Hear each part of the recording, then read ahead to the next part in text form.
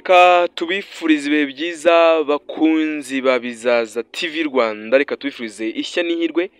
Ni kuwa gatanu, ni weekend, ni Friday, ni umunsi mwiza, ni umunsi w'ibyishimo. Benshi mwagiye gusohoka, abandi mwagiye gutembera n'abakunzi banyu, abandi mwagiye gufata kamwe, abandi mwagiye mu masiporo muri kuruhuka, muri gukora agasport de masse, muri kamucaka rwose mutambuka abandi muzamuka. Ni ibintu byiza cyane. Mwakoze byinshi kuwa mbere, kuwa kabiri, kuwa gatatu no kuwa kane. Mwanyuze muri byinshi, muvuga byinshi. Aba ari umwanya wo kwinjira muri weekend, mukarukana n'abanyu ndetse n'inshuti n'abavandimwe. Abandi ni umwanya wo kwirwa mutekereza ku mirimo mwakoze mu cyumweru, mu minsi ine ibanje, no gutekereza uko muzakora iyindi mu cyumweru. Abayobozi nakanya namwe kugira ngo mujye gusura amafamiye yanyu, abakinyi namwe nakanya kugira ngo muruhuke, ariko munategura za match zitandukanye. Gusa si ibyo njemo, bari mu kanya ko buzima n'ubundi buzima, n'ubuzima kandi n'ubuzima butazima, n'ubuzima bufite intego. Nitwa Eric Nshimiyimana. Kayonza babiri bapfiriye mu mpanuka y'imodoka, abandi 16 bose barakomereka. Iyi nkuru mara kuyumva jya umenya ko ingi ari Bizaza TV Rwanda. Ubuvumbuzi, ubushakashatsi bucukumbuye siyansi, ubumenyi bw'isi, imikino n'imyidagaduro byose n'ahandi wabisanga atari ku Bizaza TV Rwanda. Wowe komeza ukore subscribe n'icyo usabwa, maze amakuru na documentaire bijye bikugeraho umunsi ku munsi. Abari hanze y'u Rwanda mbifuza ikaze namwe muri gihugu cy'u Rwanda, intara enye, iburasirazuba, amajyaruguru, iburengerazuba ndetse amajyepfo n'umujyi wa Kigali. Abari hano mu karere k'ibiyaga bigari, Rwanda, Burundi, Repubulika Iharanira Demokarasi ya Kongo, abari Sudani, Central Africa, Uganda, Kenya, Nairobi, ndabasuje mwese. Central Africa amahoro. Abari kutwumva kandi batwumvira kuri YouTube channel yacu Bizaza TV Rwanda, abari Kota Masimbi, mbahaye ikaze mu muryango mugari wa Bizaza TV Rwanda. Kayonza, ubwo ni mu karere ka Kayonza, mu ntara y'Iburasirazuba, uvuye Rwamagana, ubwo uri kuva muri Kigali, ubwo no guhera Rwamagana ukagenda muri Kayonza, cyangwa se uri kuva Nyagatare, ubwo ukava muri Gatsibo utangira muri Kayonza. N'akarere kari hagati y'uturere tubiri, ubwo ni Rwamagana, Kayonza, ngira ngo hepfo ni Kirehe. Babiri bamaze gupfira mu modoka, abandi 16 barakomereka.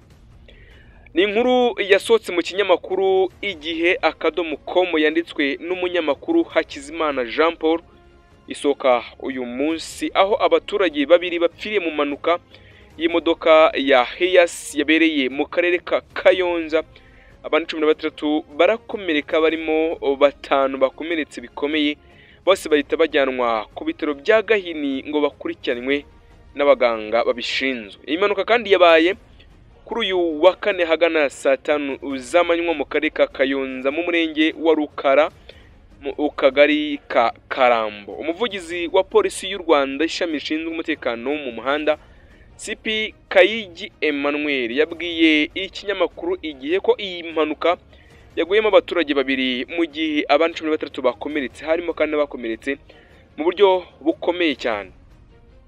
Mu kwandika iyi nkuru yakomeje agira ati, impanuka yabaye iyi modoka ya minibus Toyota Hiace yavaga mu cyerekezo cya Karubamba igana kuri kaburimbo, yageze muri Rukara ahantu hamanuka kandi yihuta gukata ikorosi rihari biramunanira. Imodoka kandi igonga ibiti irakomeza igwa munsi y'umuhanda. Hapfuyemo abantu bagera kuri babiri, abandi 16 barakomereka, barimo 5 bakomeretse ku rwego ruri hejuru cyane.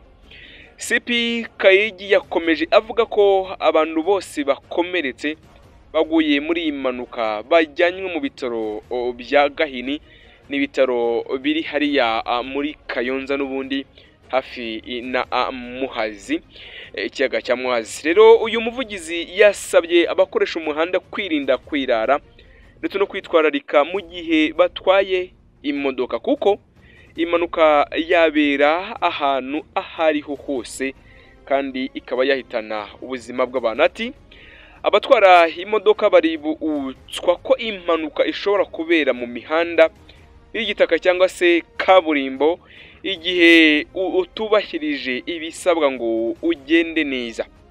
Turasaba kandi irara cyane uburangare ndetse no kwirinda umuvuduko ni ingenzi mu gihe batwaye imodoka n'ibindi binyabiziga, kandi n'abagenzi bakabigiramo uruhare. Igihe ubona umushoferi ari gutwara imodoka yihuta cyane cyangwa ari gutwara ku muvuduko udasanzwe, ni ngombwa ko ushobora kuba wamubwira cyangwa se kubimenyesha ubuyobozi bwa polisi baburi aho hafi.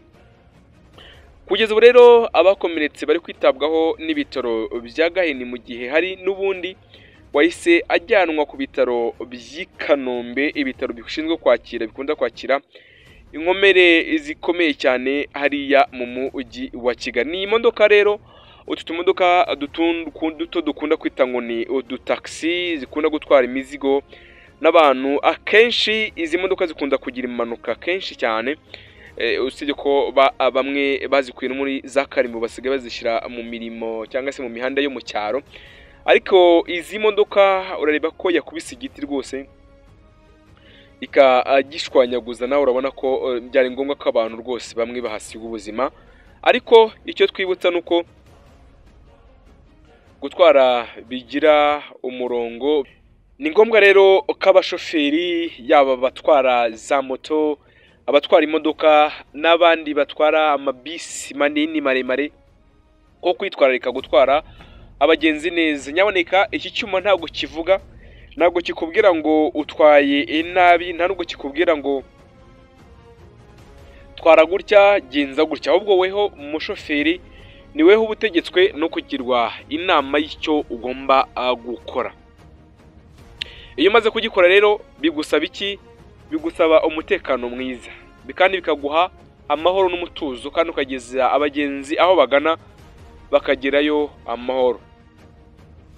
Abandi nabo bagashyikirizwa imitwaro cyangwa se imizigo bafite bakayigezayo amahoro. Ibaze kuba wenda wari utwaye ibyo kurya bitwariye abana, bakumva ngo hasize ubuzima mu nzira, ukumva nanone ngo wari ugiye mu nama, ukumva inama ntuyigezemo. Ni ibintu, ni ingaruka nyinshi cyane, ni ingaruka imodoka ziba zakoze accident. Urumva hari kubura ubuzima bw'abantu, hari ukubura ubwo buzima bw'abantu, hari ukubura ibikorwa remezo, hari kuba nawe ubwawe uhombye amafaranga wari ugiye gukorera, hari ukuba nanone igihugu kigaragara nabi, kumva ngo abashoferi bari mu gihugu bari gukora impanuka cyane. Ni ibintu ntabwo bifite sense, ntabwo bigaragara neza cyane. Niyo mpamvu mwese mwamugiwe kugirwa inama.